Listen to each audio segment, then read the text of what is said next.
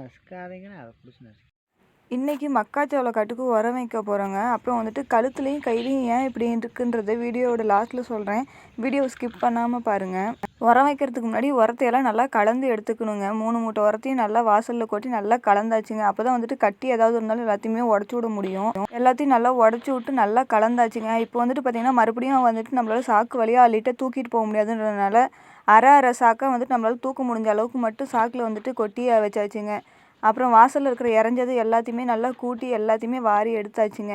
சாக்கையெல்லாம் கட்டி வச்சுட்டு ஒரே ஒரு சாக்கை மட்டும் எடுத்துகிட்டு கிளம்பியாச்சுங்க. மீதியெல்லாம் வண்டியில் கொண்டு போயிட்டோம். ஒன்று மட்டும் அப்போ வண்டியில் இருந்தனால தலையிலே தூக்கிட்டு போயாச்சுங்க.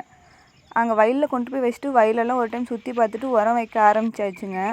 பயிரெலாம் பார்த்திங்கன்னா கொஞ்சம் ஒவ்வொரு இடத்துல வந்துட்டு வளர்ந்துருக்கு, ஒவ்வொரு இடத்துல வளர்ச்சி இல்லாமல் தான் இருக்குங்க. ஏன் அப்படின்னு தெரியல. எல்லாமே ஒரே நாளில் போட்ட பயிர் தான். ஒரு சில இடத்துல அப்படி இருக்குது. நான் வந்து பக்கெட் மட்டும் வச்சுட்டு மாடெல்லாம் ஓட்டு வந்து மேய்ச்சலுக்கு கட்ட போயிட்டேங்க. தம்பி தான் வந்துட்டு உரம் போட்டுட்டு இருந்தான். அப்புறமே மாடெல்லாம் கட்டிட்டு சாப்பிட்டு போய் நான் கொஞ்ச நேரம் அள்ளி கொடுத்தேங்க. சரி தனியாக போடுறானேன்னு சொல்லிட்டு நானும் போட்டுமான்னு கேட்டேன். வேண்டாம், எனக்கே கையெல்லாம் கிழிச்சிருச்சு, இன்னொல்லாம் போட முடியாது அப்படின்னு சொல்லிட்டாங்க. அதனால் நான் வந்து போடலைங்க. 1-2 கிழிச்சதுக்கே பார்த்திங்கன்னா வெயிலில் போனால் செம்மையான எரிச்சலுங்க. அது ஒரு 2 நாளைக்கு எரிச்சல் இருக்கும்.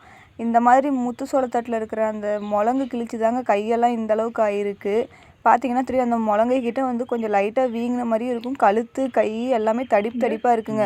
ஒரு 2 நாளைக்கு கை எரியுங்க. சில பேருக்கு வந்துட்டு காய்ச்சல் வரும், சிலருக்கு வந்து குளிச்சா அப்படியே கொஞ்சம் நேரத்தில் அந்த வீக்கம்லாம் குறைஞ்சிருங்க. அப்படியே அந்த பக்கம் திருப்பு. இந்த பக்கம் இருக்காது. ஐயோ, இந்த பக்கம் தான் நிறையா இருக்குது.